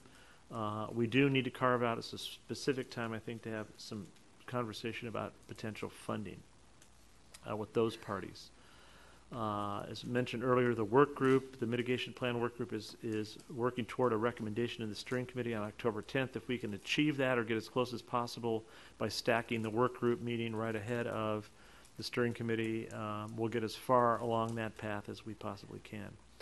So any questions on where we're at and where we need to go on the mitigation plan discussion? No. Okay, did the pieces leading up to this page kind of make sense? More or less? Okay, thank you. So with no further questions, we're about, yes. Representative Cook. On number 1 here on that slide, could you just explain that where it says on the support for fixed the approach, the full consensus was not reached? Can you just talk about that for a minute, what exactly that means? And I'll let them speak for themselves, but the non-Indian ag representatives have said pretty emphatically that they desire I guess desire may not even be a strong enough word, desire the fixed approach because of the certainty that's available to there to say here's what the quantities are going to be each year between 2020 and 2026, however that's arrived at. Other folks have said, well, we're not so sure. We need more information about the quantities of water that are available, what's going to be used, and how much money it's going to cost, and where that's coming from, until we can either throw in with that point of view or make a case for annual.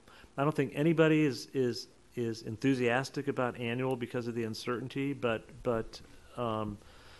without knowing, getting enough confidence that the fixed is going to work for 7 years in a row, that I think is why it's my perception of why there's some hesitancy to support the fixed at this point in time. If anybody has a different take on that, you're welcome to. Okay, thanks. So we're about an hour and 45 minutes or two, into our time. We'll have a, let's say, 10-minute break. That we'll try to keep that to 15 at the end of it. Please come back no later than 5 of 3. Thanks, everyone. So we're going to move on to the report out from the Arizona ICS work group, meeting number 3. We did meet on September 24th. The work group discussed Generally, the intentionally created surplus mechanics, and again, we have this extra handout showing the annual creation, accumulation, and delivery capacities under the guidelines, and then under the guidelines plus the DCP as a reference document.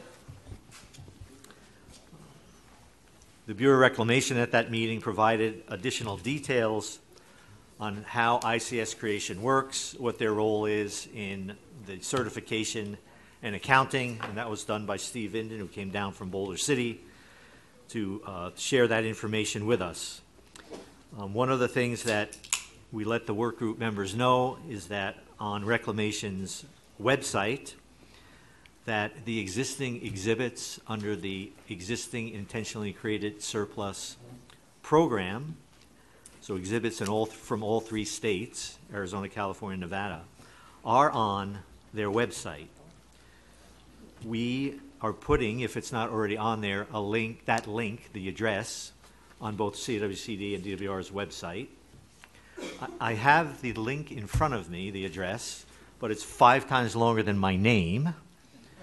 But if you would like, I can read you the link, or you can look on our website and address it. So the reason we did that is because it will help folks understand what those exhibits entail and what kind of projects are eligible for intentionally created surplus.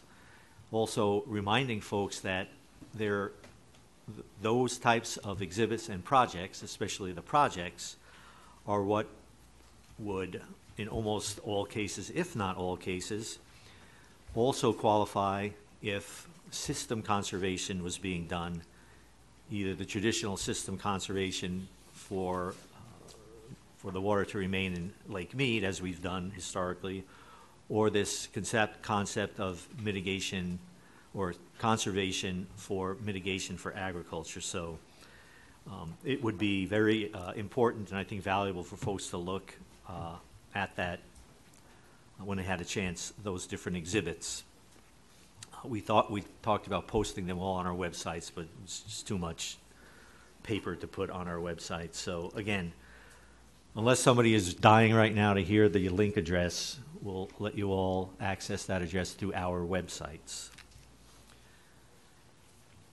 So when we had our discussion about the parameters of the Arizona ICS work group, essentially what the Arizona framework, which would be the document memorializing what I'm about to say, we're basically going to split 50-50 the creation volume, the delivery volume, and the total accumulation volume. So the annual creation volume, the annual delivery volume, and the total accumulation volume would essentially be split 50-50 between a tribal and a non-tribal program in Arizona.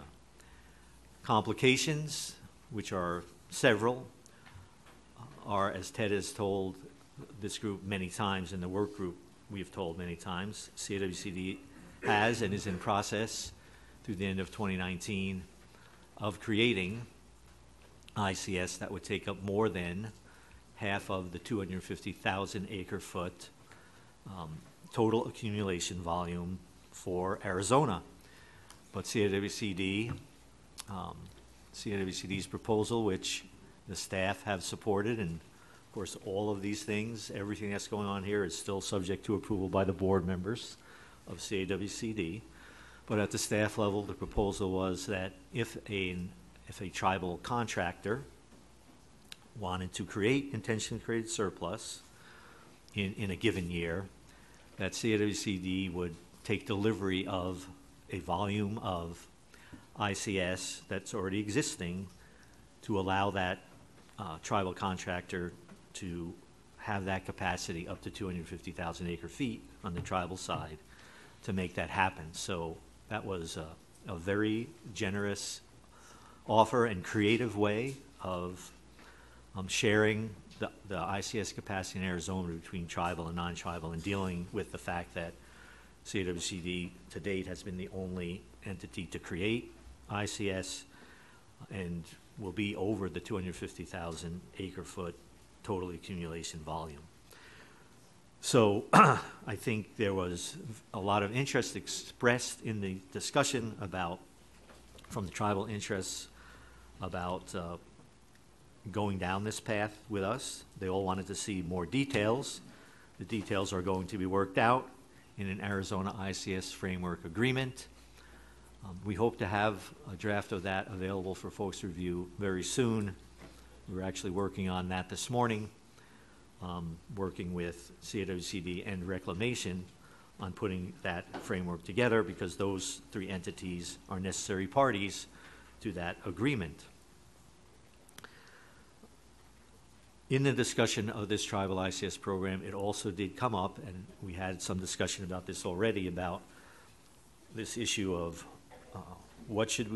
how much water should we be taking out of Lake Mead from the ICS category to achieve the mitigation package that we all, I think, support conceptually, but know that there's a lot of difficulties in how we're going to balance those different potential tools that are in the table that Ted has gone through, and we've gone through several times now. So there was definitely concern raised about, the cross purposes potentially of taking ICS out of the lake at the same time that what we're trying to accomplish with DCP and the tools that attach to DCP throughout all three states is increasing the elevation and protecting the elevations of Lake Mead.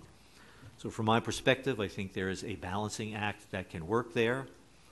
And I heard, Paul, you say earlier that you think the 420 tribal ICS or total ICS coming out of the lake is what you would prefer, if that's the right way to describe what you said.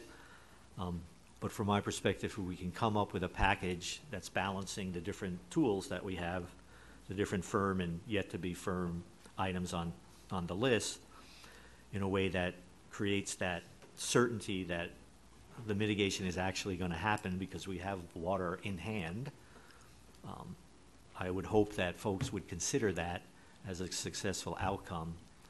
And again, balancing, trying to protect the lake elevations, and balancing the need to have the certainty for however we mitigate all of the different sectors, as we talked about earlier in this presentation.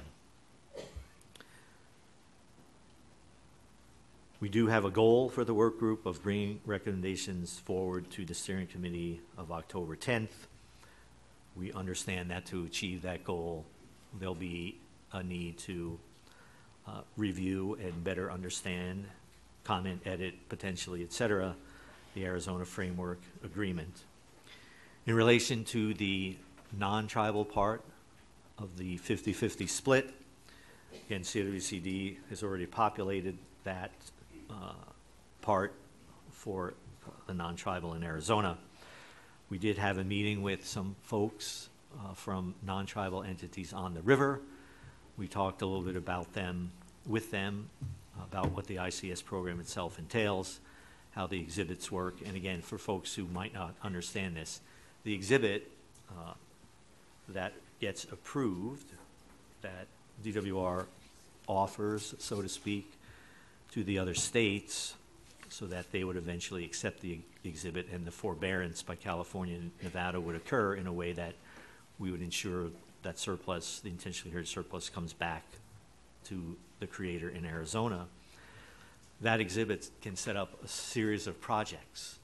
Just submitting the exhibit and having it approved doesn't necessarily mean that you're going to do those projects in any given year. So it's a menu, so to speak, of projects. So there's value in potentially getting exhibits that have these different menus of projects. The one who might pull the string, pull the trigger on a project is going to have different abilities and access to those projects in different years.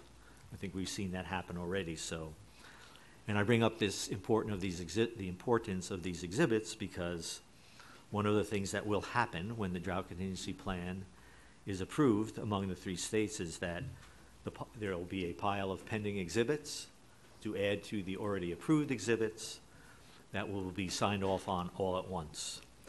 And so there's an opportunity there to get some more exhibits in on behalf of Arizona entities.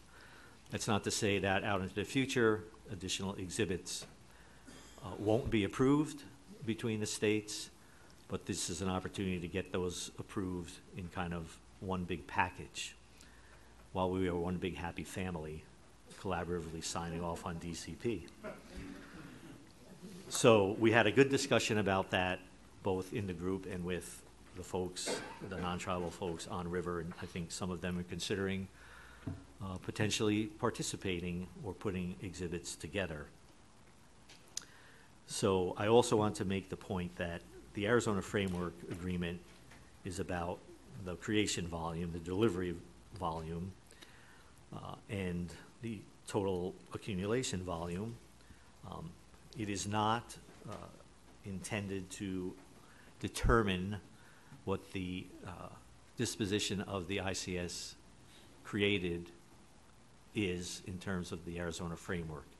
That's for discussion again in this package of how we deal with elevations of the lake, mitigation, the whole 9 yards that we already talked about. So I want to make sure people understand that issue, so there's no misunderstanding that perhaps this framework agreement is going to dictate or propose the outcome of what's actually going to happen once the ICS is created. Again, that's going to be up to the entity holding the ICS in terms of how they want to participate or not in achieving the mitigation package necessary to deliver the drought contingency plan. Again, knowing that without the drought contingency plan, we'll only have 300,000 acre feet of accumulation volume, and there won't be much opportunity for additional folks to participate in intentionally created surplus, neither in the tribal side nor in the non-tribal side. So again, one of the huge benefits, 500,000 with this new proposal on the table, 600,000, essentially doubling our accumulation volume. So I'll ask for questions, or any of the work group members want to add comments. Chairman Manuel, your mic's on. Do you want to have a comment or a question? Well, in fact, I missed the last meeting on that ICS work group, but I understand that Josh was here, so maybe he can have some comments on that. So, Josh, are you here?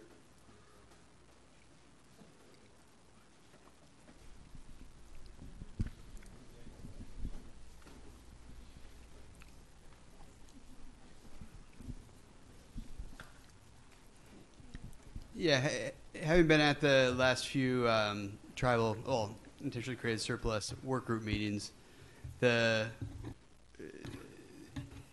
don't know if this is necessarily going to come up, but there was some concern. I think the biggest concern from the tribal entities was the change in the ability to use that tribal ICS water off reservation. We had found that out at the last meeting, that was indeed going to be the case, and I mean it severely hamstrings any benefit the nation would get out of that water. And I know there's going to be further discussions on that, but that was just probably our largest concern. And I know some of the other tribal parties at that meeting also voiced that same concern. So again, that's the issue of when a tribe creates ICS, what can they do with it once it's delivered? Does it have to be delivered back only to the reservation? To describe in a shorthand way what that issue is. And as Josh said, there needs to be more discussion among the parties here to the framework agreement, DWR, CWCD, and Reclamation, but also with the tribal representatives. And we are teeing up a time to do that, try to move that issue forward. Any others? Questions or comments? All right. Seeing none, we'll move on to the next slide. So Ted went through this slide in great detail already. I'm not sure there's a need to go through this again. But again, this slide is teed up and has been teed up to reflect two things: what we see kind of as firm right now, and knowing that mitigation compensated conservation has a big dollar amount tied to it, and we have not yet identified the funding to make that happen. So the firm word here, I think, relates to what has happened in the past with system conservation in terms of folks coming forward wanting to participate in that program, both in volume and price. And I think that's why we have that in the firm category.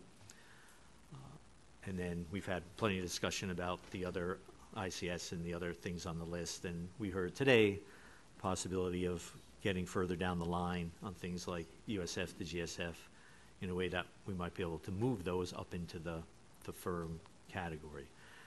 But from my perspective, when we get to the point where we actually have a package, we have water, it has certainty, that's all going to be firm. It has to be to give the certainty to the recipients of the mitigation water, in my opinion.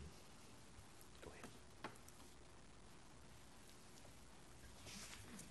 So moving on to our approach to achieving the consensus recommendations we're seeking for October 10th. And you heard probably some of this already. DWR and CWC intend to meet with the small groups and key stakeholders over the next 2 weeks to obtain additional input to frame those initial recommendations. Cheryl volunteered to have a work group, I'll call it, or an ad hoc group, I'll call it, whatever, on these issues revolving around developer, home builder, GRD, mitigation, USF, GSF, et cetera. So thanks, Cheryl. And we'll try to coalesce all of this as best we can on October 10th. And again, we just put a list of groups that need to be involved. Again, the legislative leaders, tribal reps, M&I and NIA subcontractors, ag reps, developer interests, reclamation, which basically is this whole room. But in smaller chunks to make it workable, because I can't eat as much as I used to. So, desire to refine available information on mitigation and ICS tools and resources, both water and financial. We talked about the need to build that package. And again, to finalize the appropriate agreement to get to this non-binding letter of support and commitment idea, and maybe to have a little bit more discussion of that. In a perfect world, by the time we say yay to the DCP, we would have every agreement written by lawyers in lawyerese with every T crossed and I dotted. And we'd like to get there in November, but if we can't, we still think we need a strong way to have people express their support and express a way that they can say, yes, there's this package, it's good, we support it. We know there's more work to be done in terms of the legalese language to make it all happen. But the sooner we can get express support on a consensus basis for that package, I think the better. So we have this concept of a non-binding letter of support and commitment along the lines of the delegates, support the package that's put together, the implementation package for DCP, the Intra-Arizona implementation package, in a way that they're willing to recommend approval or support of, depending on what organization you are, of that package to their principals, to their organizations, to their boards, whatever they are. And this is a tool that has been used in the past to get Indian water rights settlements introduced in Congress before everyone has been able to go through the approval process of actually signing off on this settlement agreement. So again, it would be non-binding, but it's a strong commitment, at least by the delegates, that they think this package is at a point where they can advocate for it in front of their governing bodies and boards and constituency groups. So any questions about that concept? And again, as Ted indicated earlier, we had a discussion in the work group about the need to have a lot more meat on the bones on a lot of these things before we could get close to that outcome of the non-binding letter of support.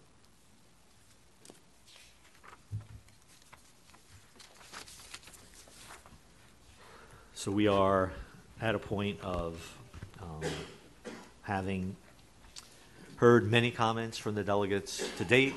We're ready for additional comments, and I see Supervisor Wakamoto.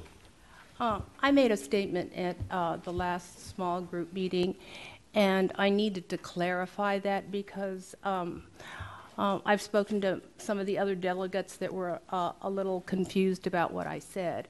And what I said was that Mojave County Water Authority looks forward to the opportunity to create non-tribal ICS to protect Lake Mead and the river systems, and we support the DCP framework as presented, and we understand ICS to be used by the entity that created, and I'm talking about non-tribal ICS and not tribal ICS, that created it, and we have concerns about any deviation from the framework which result in the transfer of water to central Arizona. We also understand that some interests want to create ICS in Lake Mead and move the water to in part to central Arizona.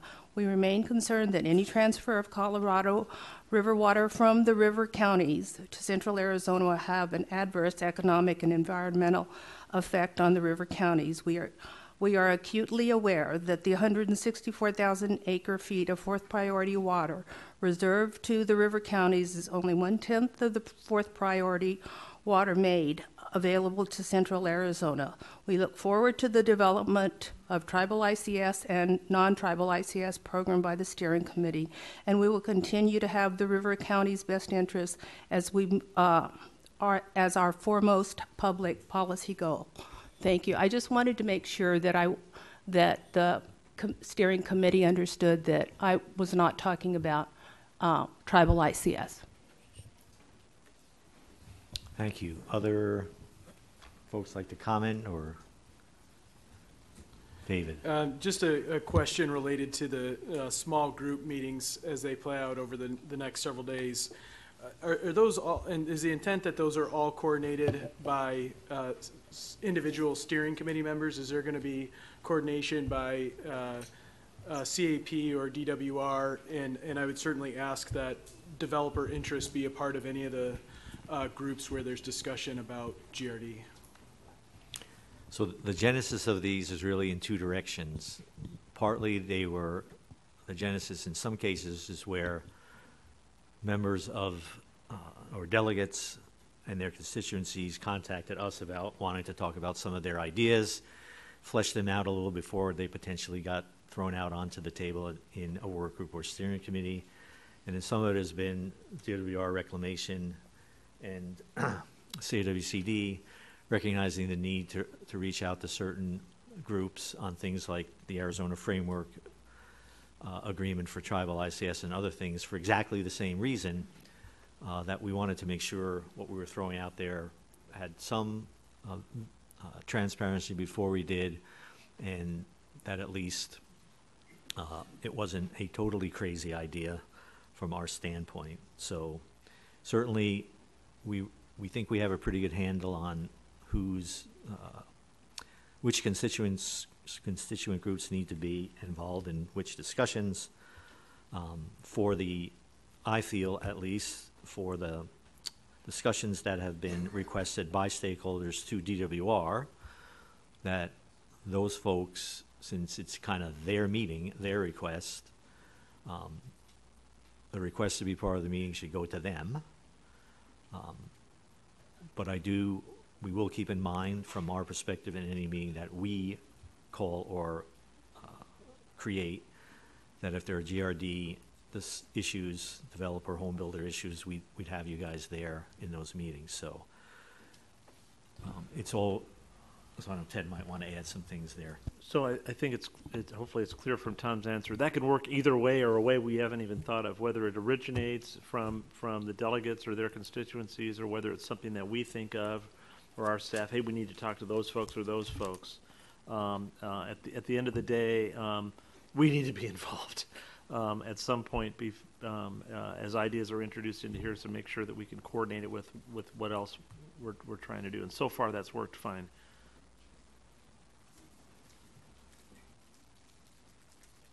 Except, David, you're probably thinking, how come I'm not in a meeting yet? Well, we'll get to that. Shane? I defer to Ms. Otondo first. Thank you, Shane. So I just wanted to verify the days of the working group. So right now, we've scheduled October 10th from 8 to 10, and the other work group from 10 to 12. Do we know which working group is which? Because I'm doing both, but just perhaps for the members of the steering committee. I think we'll just say, Senator, mitigation first, Mitigation first. ICS second. And, okay. Yeah, so 8 to 10. Makes sense. Mitigation, 10 to 12, ICS. Thank you. And also, I'd like to ask Cheryl, when you do your working group, will you contact me? I'd love to be a part of that too, just to be in the room. Thank you. Happy to. And for ease, since the steering committee meeting will be here in the afternoon, we'll do those here as well, so people don't have to traipse around the valley. And if I might, as long as we're on schedule, I'm sorry to interrupt the delegates. We have a clarification on the November meeting date. Is the 8th. We made a mistake on the slide today. It's the 8th. That's what all of your invitations are the 8th. It should be on your calendar as the 8th. It's on our website as the 8th. So apologize again for that miscommunication.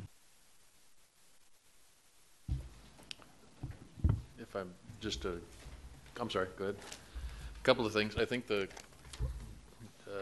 young folks that you mentioned earlier might be sitting outside. Is that them?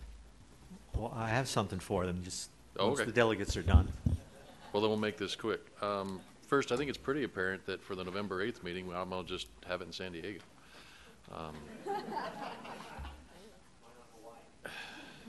Well, did they join NWRA again? A couple of things. Number one, I really want to express, I think, the positives that came out of this meeting, and we could list them, but I wanted to say that I'm happy to hear that in particular Phoenix and Tucson are in essence doing what they had asked all of us to do, which is to step up and say, here's a way we can do things. I think that's fantastic. Second, for those of you who may not be aware, RWCD did deliver a letter to DWR and to CAP indicating in writing our relinquishment of our entitlement of ag pool water for purposes of mitigation, and then as the group might see fit moving down. My expectation is, with Brad's great efforts, that you'll be beginning to receive those same letters from the remaining Maricopa County Ag Forbearance 3 districts. So again, I want to make sure that we understand that there are some good positives, particularly here today, and so I want to say that. The other is that my board remains committed to the process, at least in as much as I've been able to meet with them. So if at the November board meeting I'm not here, that means they probably didn't like what I had to say.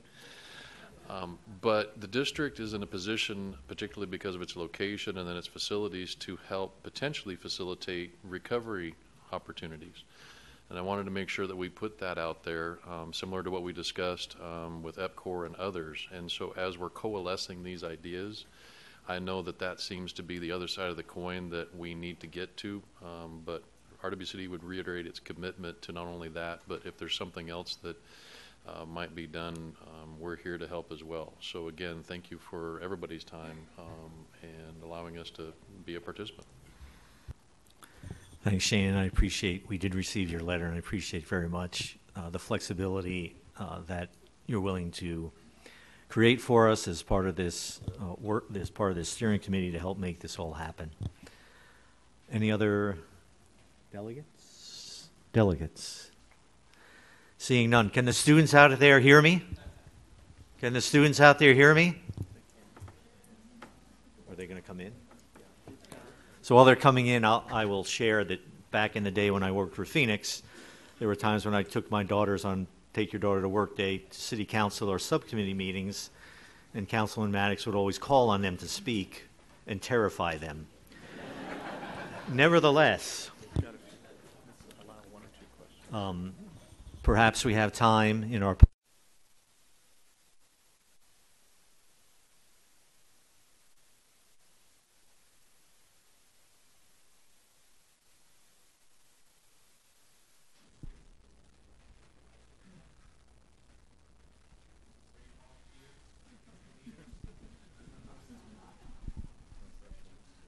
No pressure, guys. Speak up.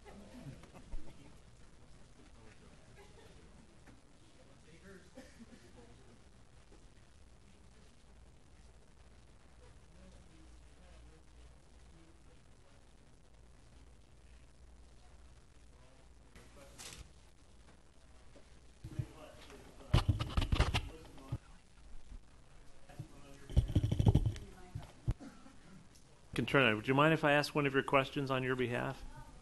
Okay. Okay, so there's a leader right there, right? So this one, I think this is an awesome question. They all are, but this one particularly for this group. What is the plan if we get below Tier 3 shortage? Good question. No showers for a week. So I'll take a shot at answering that. And right now, we don't have a specified volume of reductions, either in the drought contingency plan or in the shortage guidelines. But one of the things the drought contingency plan does have is that when we see the lake ahead of time, potentially heading towards that outcome, falling below that elevation, and specifically when we see 2 years ahead of time that the lake's falling below 1035, kind of as a canary in the coal mine of that issue, the basin states have agreed to get back together to collaborate to take collective actions to figure out what to do to stop that from happening and actually to protect elevation 1020 in a way that the lake, with everything we could do other than Mother Nature, keeping the lake from going any further below 1020. It's kind of referred to as the backstop language in the drought contingency plan. It was a key component of the plan for the state of Arizona as we negotiated the drought contingency plan. I think, students, that's a very perceptive question that illustrates a good lesson for all of us that we always try to strive for is always have a backup plan. What if the thing that you're doing doesn't work the way you thought it would? And what about when the thing you're doing is over? What are you going to do next? And we're, as Director Bushowski just said, we're trying to anticipate building that into the plan that we're doing today. I would like to read another question. I'm not going to answer it because we've talked about it a lot today in this room and we have more discussion, but it shows you how perceptive these students are to these issues. What is a higher priority, keeping Lake Mead at a healthy level or distributing water through the Southwest at the same amount promised? How about that? Good question, right?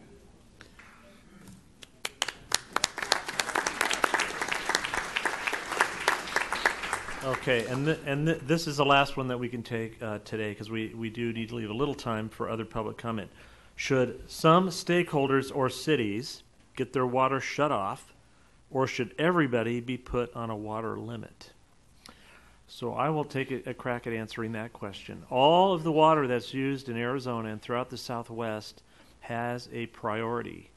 And there are different priorities, and some priorities are higher than other priorities. So there is at least a answer for the questions like, well, when there's a shortage, who gets cut first? And we know what the answer to that is, but sometimes we don't like what the answer is.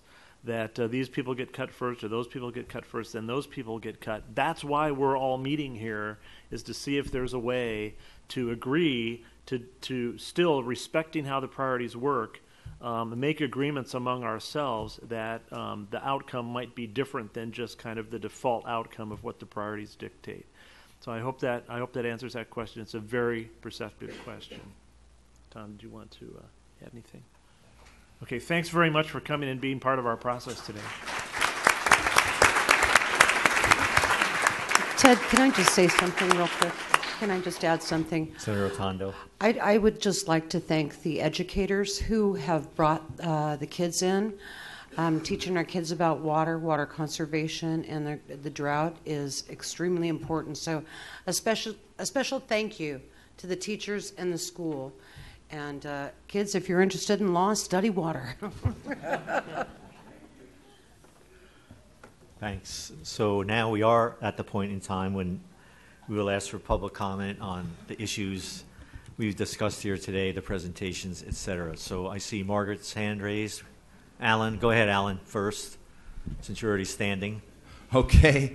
My name is Alan Delaney. I'm Water Policy Administrator for the City of Peoria. I'm here to correct a bit of misinformation that arose during the discussion of mitigation for CAGRID.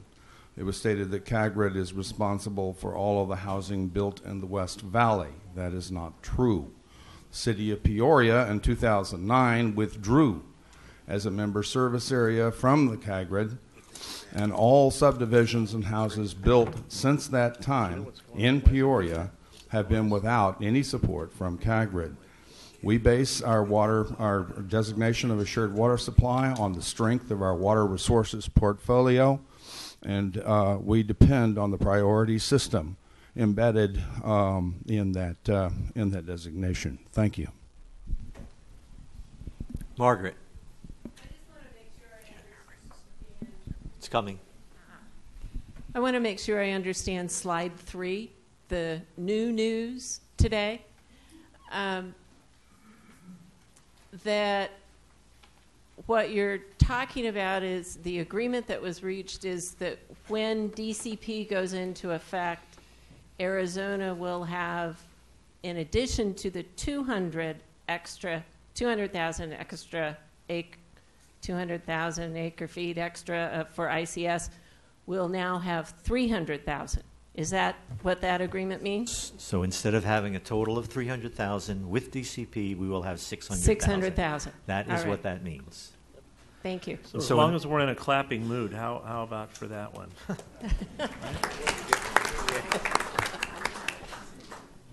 So I do want to say this, and I think Senator Griffin asked for more information.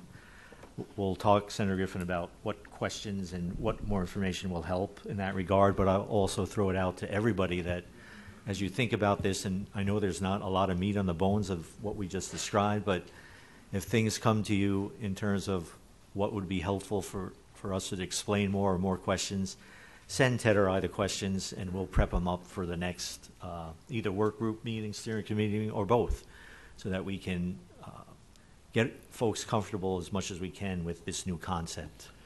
Just to clarify, too, the point that we made earlier is that the specific loan of this additional 100,000 acre feet to Arizona by California and Nevada is not part of DCP. It'll be part of a side agreement, but the side agreement will be authorized within the DCP for those type of transactions to occur.